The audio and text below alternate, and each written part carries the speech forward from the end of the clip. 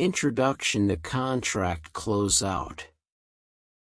Contract closeout refers to the set of activities conducted once the physical delivery of a contract has taken place. It marks the conclusion of the contractual relationship and involves several key steps to ensure a smooth and effective closure. The closeout process is considered complete under the following circumstances. Completion criteria. All administrative actions. Contract closeout requires the fulfillment of all administrative actions associated with the agreement.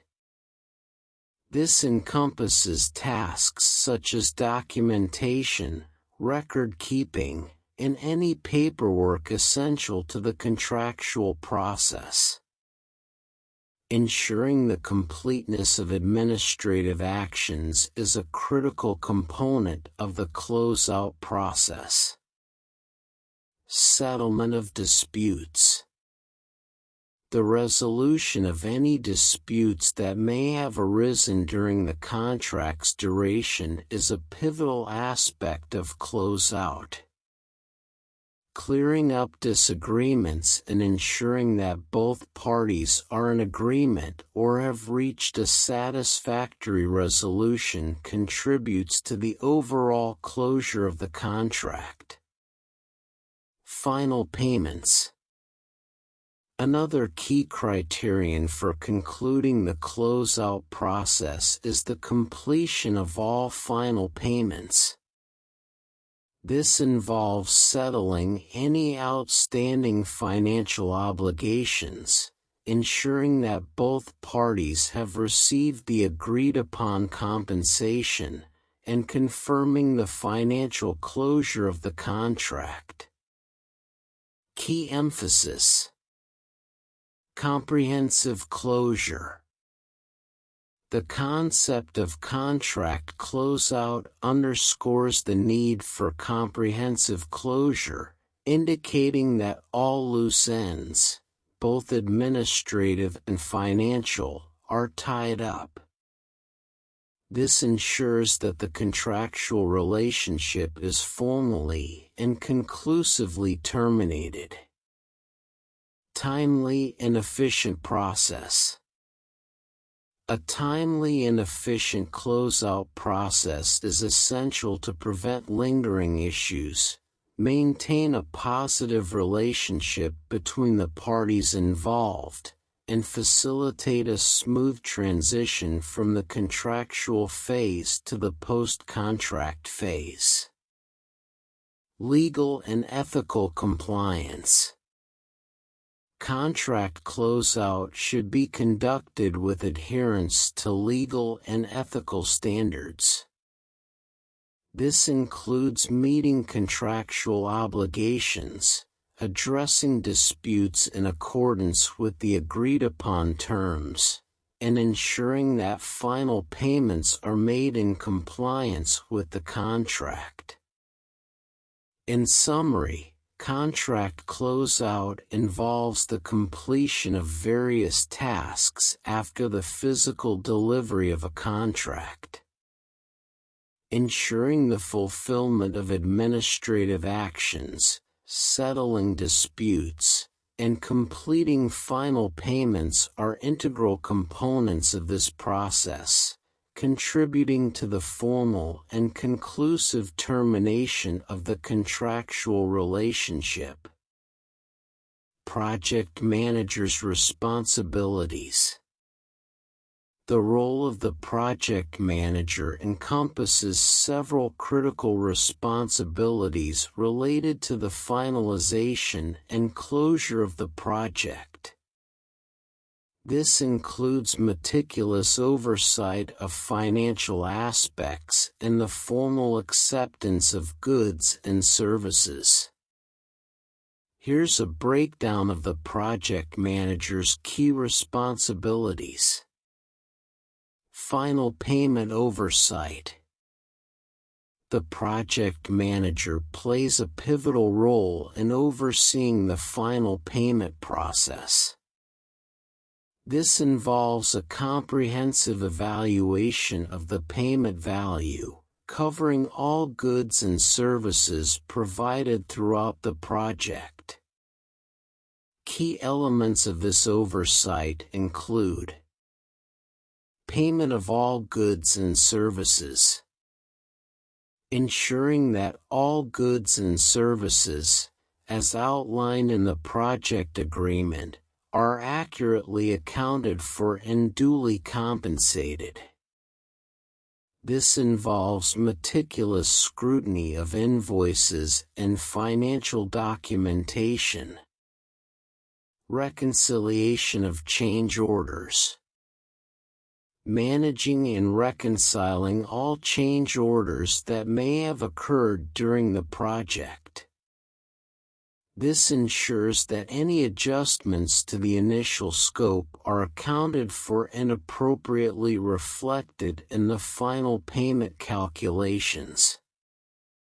Release of holdback, if applicable. If a holdback was implemented during the project, overseeing its release in accordance with the agreed-upon terms. This involves ensuring that all conditions for the holdback release are met. Formal acceptance of goods and services. The project manager is responsible for the formal acceptance of all goods and services delivered as part of the project.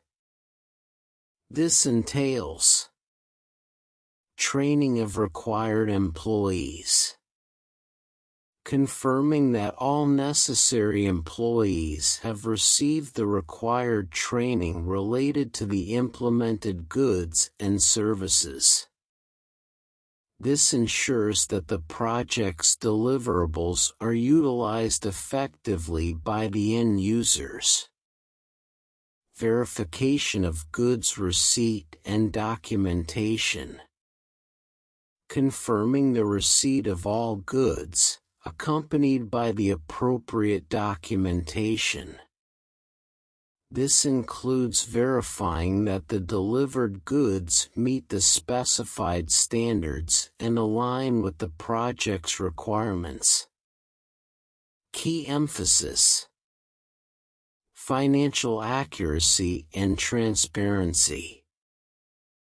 The project manager's oversight of the final payment underscores the importance of financial accuracy and transparency. This ensures that all financial transactions are conducted in accordance with the project agreement and any subsequent changes. Comprehensive acceptance protocols. The formal acceptance of goods and services involves not only financial considerations but also operational aspects. The project manager ensures that all aspects of the project deliverables are accepted in a comprehensive manner, including employee training and proper documentation. Project closure efficiency. By diligently managing final payments and acceptance processes, the project manager contributes to the overall efficiency of project closure. This involves bringing financial matters to a close and confirming that the project's objectives have been met. In summary, the project manager's responsibilities extend to overseeing the final payment process, including the payment of goods and services, reconciliation of change orders, and the release of holdback. Additionally, the project manager ensures the formal acceptance of goods and services, covering employee training and thorough verification of goods receipt and documentation. These responsibilities are crucial in bringing the project to a successful and conclusive conclusion. Contractor's responsibilities. The contractor, as a key participant in a contractual arrangement, bears several crucial responsibilities tied to the delivery of goods and services. Here's a detailed explanation of the contractor's key obligations. Timely and specified delivery. The contractor is tasked with delivering the goods precisely as specified in the contract. This includes adherence to stipulated timelines, delivery locations, and meeting the specified manner of delivery outlined in the agreement. Documentation handover. One of the contractor's responsibilities is to hand over all relevant documentation related to the delivered goods or services. This documentation is essential for the client's records, compliance, and future reference. Title transfer. The contractor is obligated to transfer the title of the goods to the client, signifying the legal ownership shift. This step is crucial for the client's rights and responsibilities concerning the received goods. Adherence to contractual requirements. The contractor must ensure the delivery of goods and other products in strict accordance with the contract. This encompasses meeting specified quantities, adhering to quality standards, complying with technical specifications, and providing necessary supporting documentation. Additionally, the contractor is responsible for replacing or repairing items as required by the contract. Freedom from third-party claims. The contractor must deliver the goods free from any rights or claims held by third parties. This includes ensuring that the delivered goods do not infringe upon the rights of others, such as patents or other legal entitlements. Key emphasis. Precision and compliance. The contractor's responsibilities place a significant emphasis on precision and compliance with the terms outlined in the contract.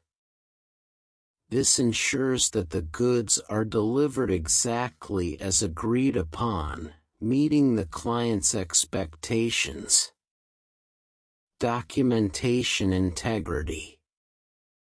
Handing over all relevant documentation is a critical aspect of the contractor's responsibilities.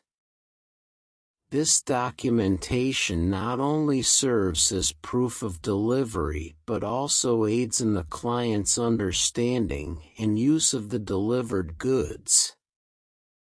Legal and ethical considerations. The contractor's responsibility to deliver goods free from third-party claims emphasizes the importance of legal and ethical considerations. This obligation ensures that the client receives goods that are not encumbered by legal disputes or claims. In summary, the contractor's responsibilities revolve around delivering goods in accordance with the contract, including specified timelines, locations, and manner of delivery. This encompasses the transfer of title, handover of relevant documentation, adherence to contractual requirements, and ensuring the goods are free from third-party claims. These responsibilities are fundamental to the successful execution of the contractual agreement. Customer acceptance. In certain contracts, there is a pivotal phase known as customer acceptance, often involving specific tests such as the Customer Acceptance Test, CAT, or User Acceptance Test, UAT, particularly common in IT projects. Here's a more detailed explanation of this process. Customer acceptance tests. In contracts, especially those related to IT projects, the concept of customer acceptance often involves formal tests. Two common types are the Customer Acceptance Test, CAT, and the User Acceptance Test, UAT. These tests serve as mechanisms to ensure that the delivered work meets the client's requirements and specifications. Notification and testing process. Upon completion of the contractor's work, the contractor notifies the client that the project or deliverables are ready for evaluation. Subsequently, the client proceeds with the specified acceptance tests. Contract conclusion. Following successful completion of the acceptance tests, the contract is effectively concluded. This signifies that the contractor has fulfilled their obligations as outlined in the contract, and the client has verified that the work aligns with their expectations. Warranty period commencement. If stipulated in the contract, a warranty period may commence after customer acceptance. During this period, the contractor remains responsible for addressing any defects, issues, or shortcomings discovered post-acceptance. The warranty period provides an additional layer of assurance to the client. Contractor's relief from further responsibility. Once the customer acceptance process is successfully completed, and if there is no ongoing warranty obligation, the contractor is relieved from further responsibility regarding the specific project or deliverables. The client takes control of the accepted work. Key emphasis. Test-driven validation. Customer acceptance involves a rigorous testing process, CAT or UAT, where the client systematically evaluates the delivered work against predefined criteria. This test-driven validation ensures that the project aligns with the client's expectations. Transition to warranty period. The commencement of the warranty period, if included in the contract, marks a transition phase. During this period, the contractor remains responsive to any issues identified by the client, providing an additional layer of post-acceptance support. Clear conclusion of responsibilities. The successful completion of customer acceptance marks a clear conclusion of the contractor's responsibilities under the contract. This demarcation point is crucial for defining the boundaries of the contractual relationship. In summary, customer acceptance, often involving tests such as CAT or UAT, signifies the client's validation of the delivered work. Upon successful acceptance, the contract concludes, and, if specified, a warranty period may begin. This phase marks the point where the contractor is relieved from further responsibility, and the client assumes control of the accepted project or deliverables. Administrative closeout process. In the administrative part of the closeout process, the project manager takes a central role in ensuring the completion of various tasks associated with concluding a project. Here's a detailed explanation. Inspection and acceptance. The project manager oversees the comprehensive inspection of all work completed during the project.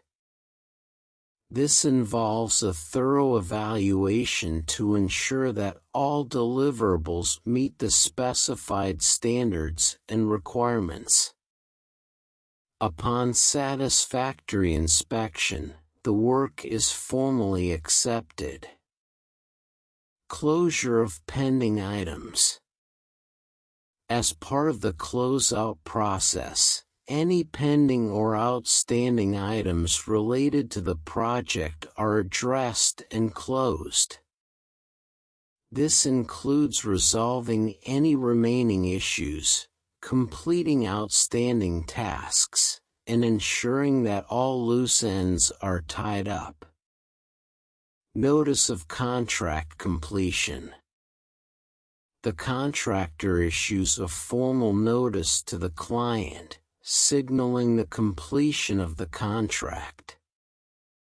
This communication marks a key milestone in the closeout process, providing official acknowledgement that the agreed-upon work has been successfully concluded. Holdback release. If the contract includes a holdback provision, the project manager oversees the release of the holdback in accordance with the terms specified in the contract. This step involves ensuring that all conditions for the release of the holdback have been met. Preparation of closeout report. The project manager is responsible for preparing a formal closeout report. This report documents the key aspects of the project closeout, including details about the completed work, acceptance procedures, resolution of pending items, and the release of any holdback. Lessons learned documentation. In alignment with the company's procurement policies, the project manager compiles and documents lessons learned from the project. This involves a reflective analysis of the project's successes, challenges, and best practices. Capturing these insights contributes to organizational learning and future project improvements. Key emphasis. Comprehensive project closure. The administrative closeout process emphasizes achieving a comprehensive closure of the project. This includes not only formal acceptance of the work but also the resolution of any outstanding issues and the fulfillment of contractual obligations. Communication and formal notices. Formal communication, such as the notice of contract completion, is a critical element of the closeout process. It ensures that both parties are aware of the project's conclusion and can proceed accordingly. Documentation and learning. The preparation of a closeout report and lessons learned documentation underscores the importance of documentation in project management.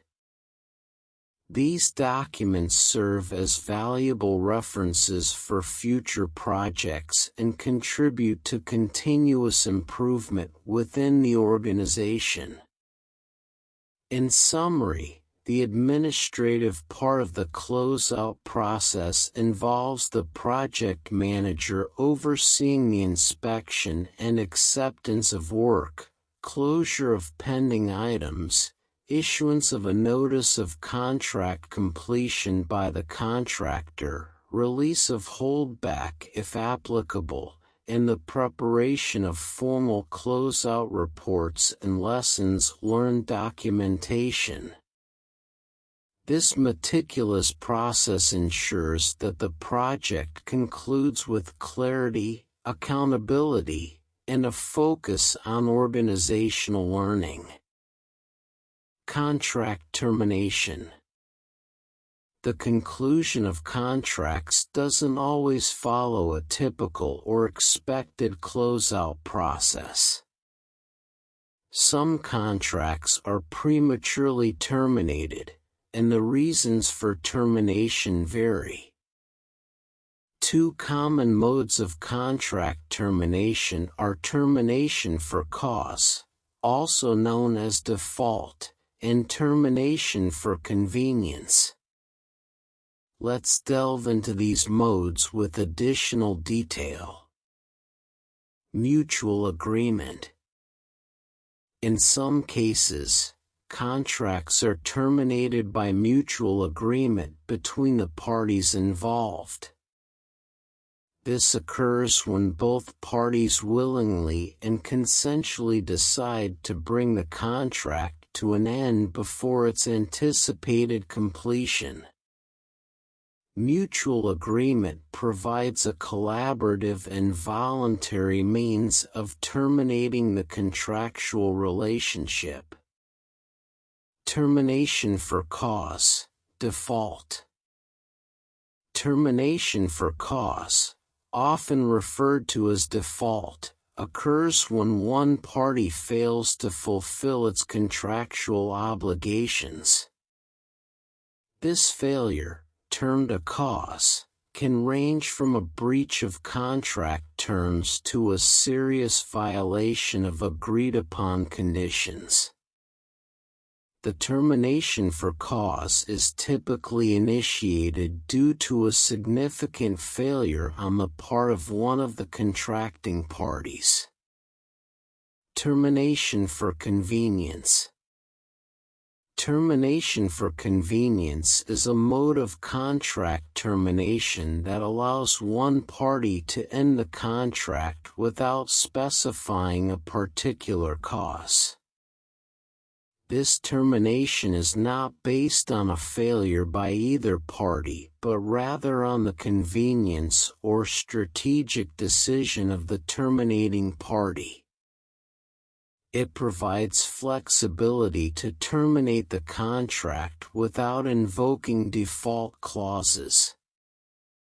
Other contract-type terminations. Beyond termination for cause and termination for convenience, other reasons for contract termination may include failure to perform as stipulated in the contract or excusable delays. These termination types address instances where contractual obligations are not met, leading to the premature conclusion of the agreement. Key emphasis: flexibility and voluntariness. Mutual agreement and termination for convenience highlight the flexibility and voluntariness that can be inherent in contract termination. These modes allow for a cooperative decision-making process, emphasizing the importance of consent in ending the contractual relationship. Addressing breach or violation. Termination for cause addresses situations where one party breaches or violates the terms of the contract. It serves as a mechanism for the innocent party to terminate the agreement in response to a significant failure by the other party. Strategic decision-making. Termination for convenience is driven by strategic decision-making rather than a specific breach. This mode recognizes that there are circumstances where it is in the best interest of one party to terminate the contract without invoking default clauses. In summary, contract termination can occur through mutual agreement, termination for cause, default, or termination for convenience. Each mode serves a specific purpose, addressing different scenarios and reasons for prematurely concluding a contract. This flexibility accommodates various situations that may arise during the course of a contractual relationship. Termination for cause, default.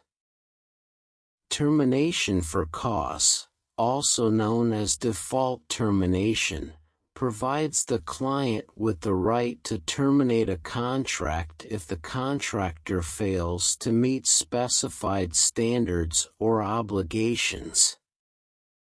Here's a detailed explanation of the termination for cause process. Client's rights. The client retains the right to refuse acceptance of items that do not conform to the agreed-upon specifications or if there is non-compliance with the schedule outlined in the contract. Non-conforming items or schedule deviations are considered breaches of contract. Refusal of non-conforming items. If the delivered items do not meet the specified standards or if there is a deviation from the agreed-upon schedule, the client has the authority to refuse acceptance. This refusal is a critical step in the termination for cause process. Termination notice in writing. To formalize the termination for cause, the client issues a written notice to the contractor. This notice, often referred to as putting the contractor on notice, outlines the specific nonconformities or noncompliance issues that have led to the decision to terminate the contract. Key emphasis. Contractual breach response. Termination for cause is a response to a significant breach of the contract by the contractor.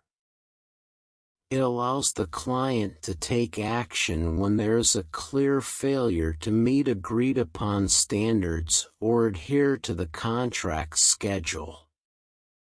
Client's protection. The client's right to refuse non-conforming items and terminate for cause is a protective measure.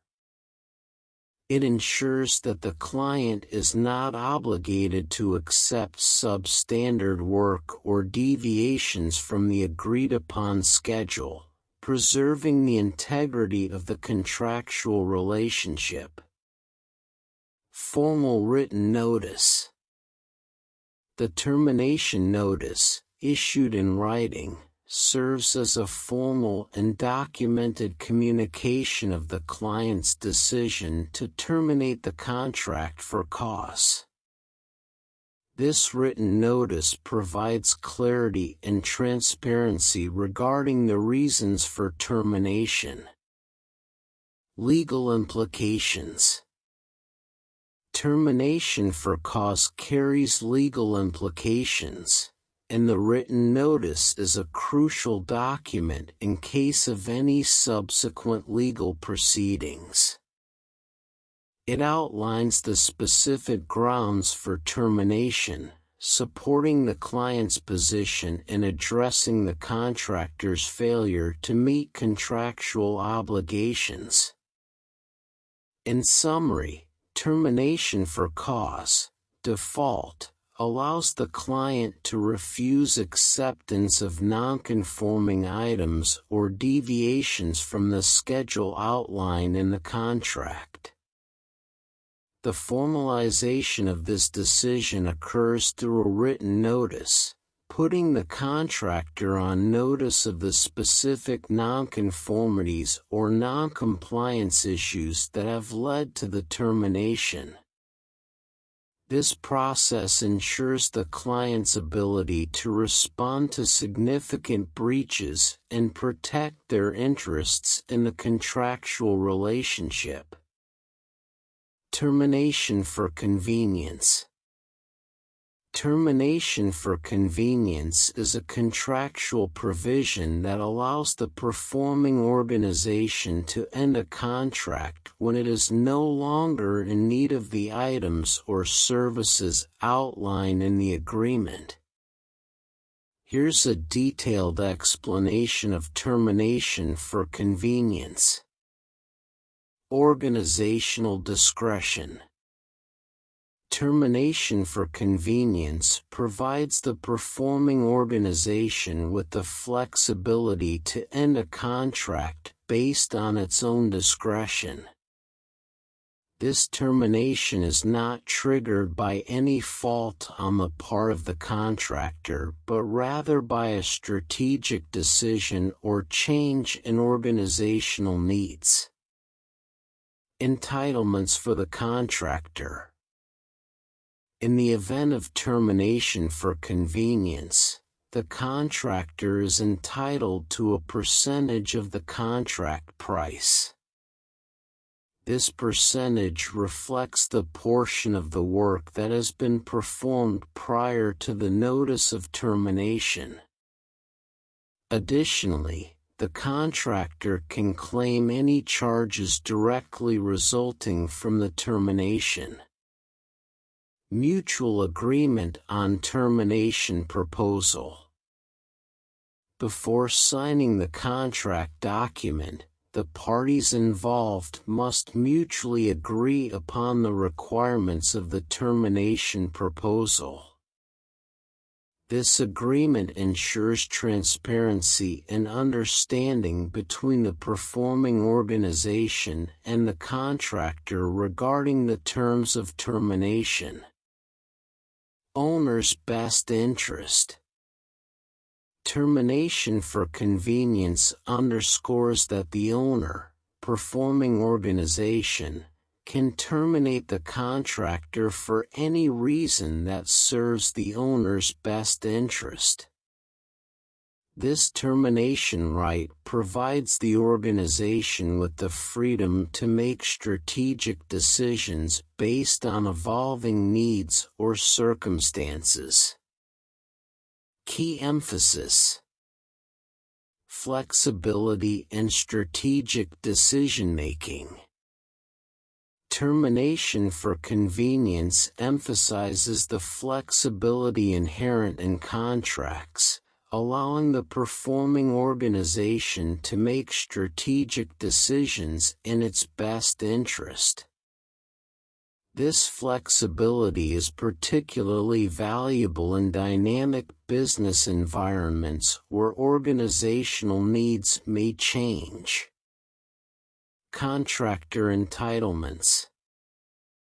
The contractor, in the event of termination for convenience, is entitled to a fair compensation.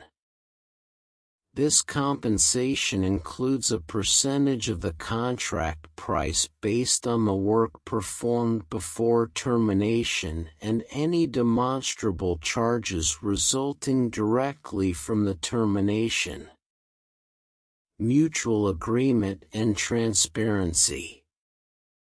The requirement for mutual agreement on the termination proposal fosters transparency between the parties. This ensures that both the performing organization and the contractor are on the same page regarding the terms and implications of the termination. Owner's discretionary right. The essence of termination for convenience lies in the owner's discretionary right to terminate the contract for any reason. This right empowers the organization to adapt to changing circumstances and align contractual commitments with its evolving needs. In summary, termination for convenience allows the performing organization to terminate a contract based on its discretion and changing needs. The contractor is entitled to compensation, and mutual agreement on the termination proposal ensures transparency in the termination process. This provision reflects the dynamic nature of business relationships and the need for contractual flexibility. Procurement audit.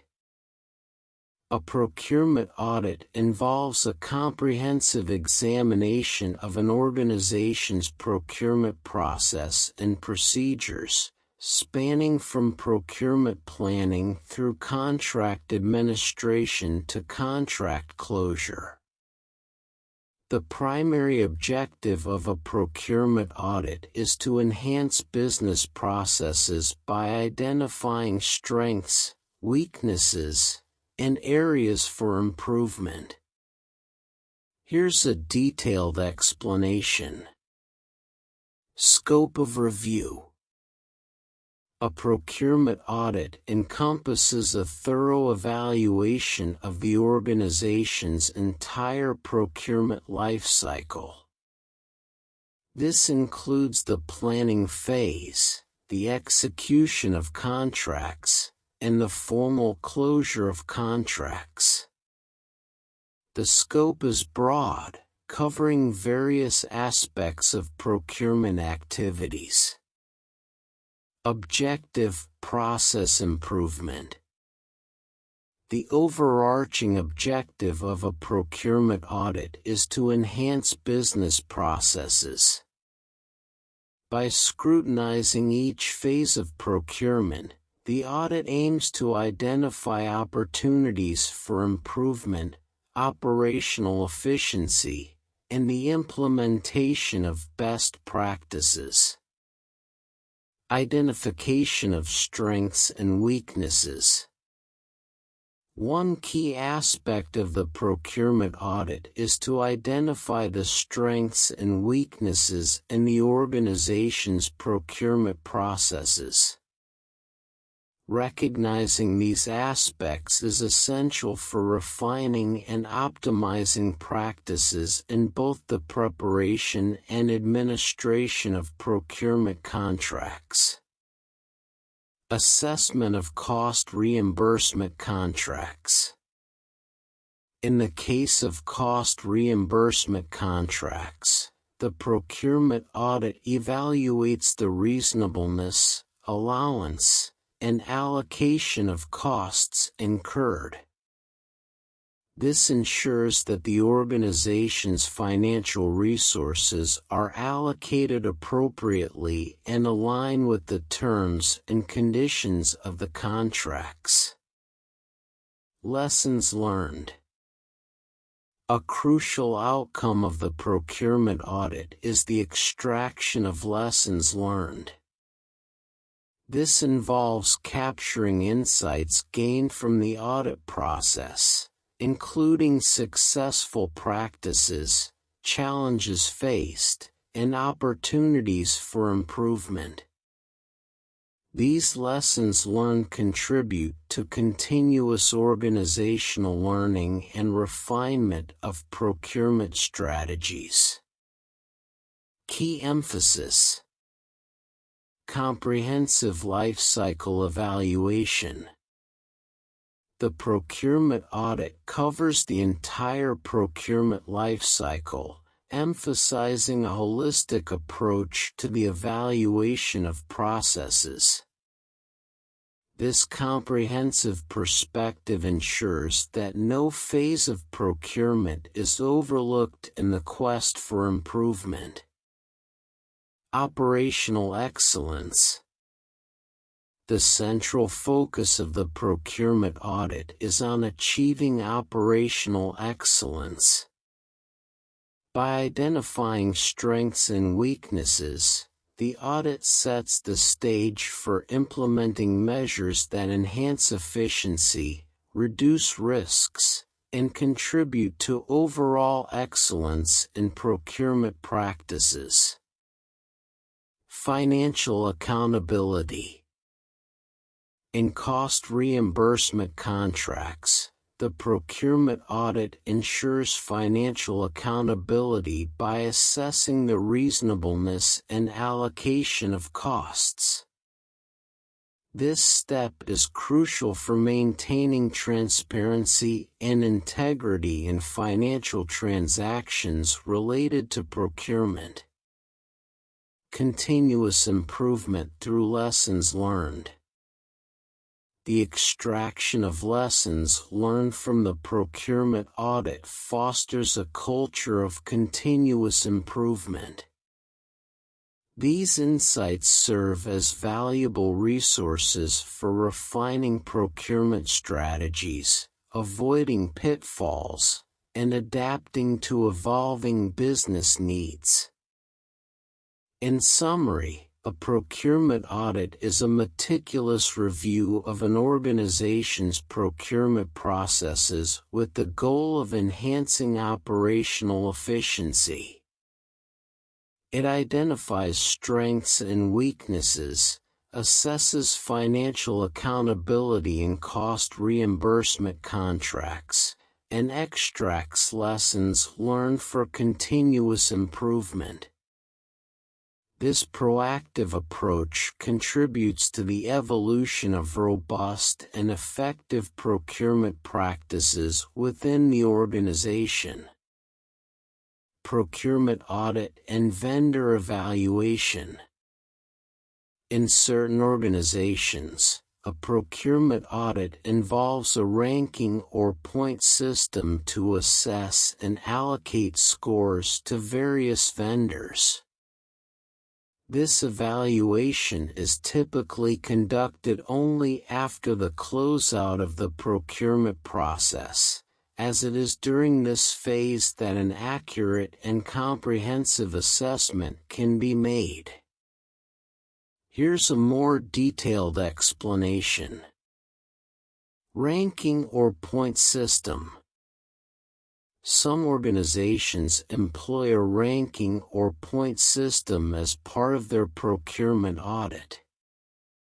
This system is designed to objectively evaluate and assign scores to different vendors based on predetermined criteria such as performance, adherence to contract terms, quality of deliverables, and other relevant factors. Post-closeout assessment. The procurement audit, including the vendor evaluation process, is undertaken post-closeout. This timing is intentional, as it allows for a comprehensive and accurate evaluation once the entire procurement process has concluded. This ensures that the assessment considers the vendor's performance throughout the entire life cycle of the contract. Key emphasis: objective vendor assessment. The use of a ranking or point system emphasizes the organization's commitment to an objective and standardized assessment of vendors. This approach helps remove subjectivity and bias, promoting a fair evaluation process. Comprehensive evaluation. By conducting the vendor evaluation post-closeout, the organization ensures a comprehensive assessment that takes into account the vendor's performance from initiation to completion of the contract. This holistic view provides a more accurate reflection of the vendor's capabilities and contributions. Informed decision-making. The procurement audit, including vendor evaluation, serves as a foundation for informed decision-making. The organization can use the insights gained from the assessment to make strategic decisions about future vendor engagements, improvements to procurement processes, and the overall enhancement of supplier relationships. Continuous improvement. The post-closeout evaluation contributes to a culture of continuous improvement. By identifying areas of strength and areas for enhancement in vendor performance, the organization can implement measures to continually refine its procurement practices and optimize outcomes. In summary, the integration of a ranking or point system into the procurement audit reflects a commitment to objective vendor assessment. The post-closeout timing ensures a comprehensive evaluation, and the insights gained contribute to informed decision-making and continuous improvement in procurement processes and vendor relationships.